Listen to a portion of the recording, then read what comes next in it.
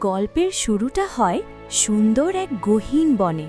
সেখানে থাকত এক বয়স্ক ধীর স্থির দাদি কচ্ছপ।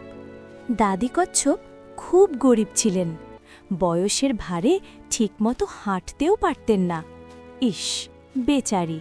সারাদিন ঘুরে ঘুরে তিনি জঙ্গল থেকে ছোট ছোট বুনো ফল কোড়াতেন।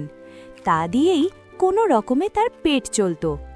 এক সকালে দাদি কচ্ছপ খাবার খুঁজছেন, ঠিক তখন সেখানে এলো চতুর শেয়াল ভাই।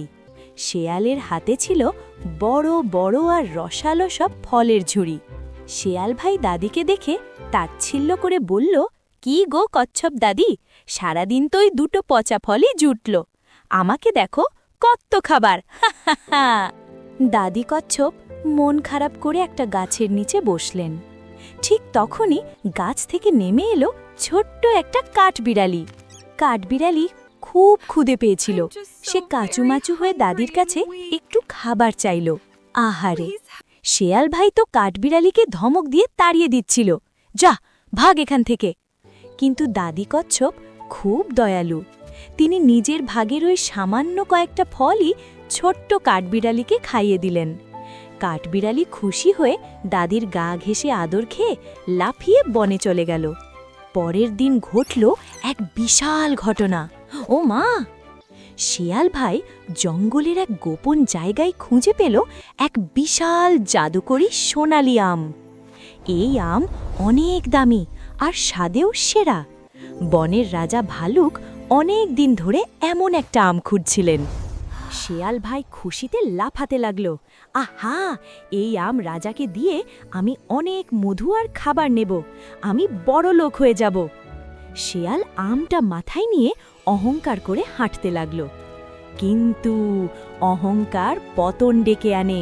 শিয়ালের পা পিছলে গেল একটা কলার খোসায়, ধপ্পাস! হাত থেকে ছুটে গিয়ে সোনালি আমটা গড়িয়ে গড়িয়ে অনেক দূরে চলে গেল। আর ঠিক ওই সময় কোথা থেকে যেন সেই ছোট্ট কাঠবিড়ালিটা এসে হাজির।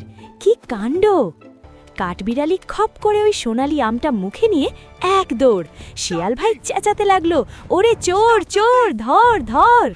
কিন্তু কাঠবিড়ালি তো গাছে গাছে অনেক দ্রুত দৌড়ায়, শিয়ালটাকে ধরবেই বা কি করে? পৌত করে দৌড়! কাঠবিড়ালি সোজা দৌড়ে চলে গেল দাদি কচ্ছপের বাড়িতে। দাদির পায়ের কাছে ধপ করে ফেলে দিল সেই অমূল্য সোনালি আম। কারণ কাঠবিড়ালি ভোলেনি গতকাল দাদি তাকে নিজের খাবার দিয়ে বাঁচিয়েছিল।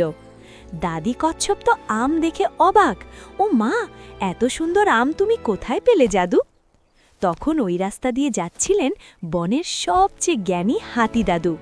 হাতি দাদু সব শুনে বললেন, কচ্ছপ দাদি, তোমার দয়ার পুরস্কার এটা। চলো, এই আম আমি বনের রাজার কাছে বিক্রি করে দিচ্ছি। বনের রাজা ভালুক এমন চমৎকার সোনালি আম পেয়ে তো মহা খুশি। রাজা দাদি কচ্ছপকে আমের বদলে দিয়ে দিলেন শীতকালের জন্য গুহা ভর্তি খাবার, ফল আর মধু। দাদি কচ্ছপের আর কোনো কষ্টই রইল না। সে কাঠবিড়ালিকে নিয়ে আনন্দে দিন কাটাতে লাগল। কেমন লাগলো আজকের গল্প? ভালো থেকো সবাই, টাটা।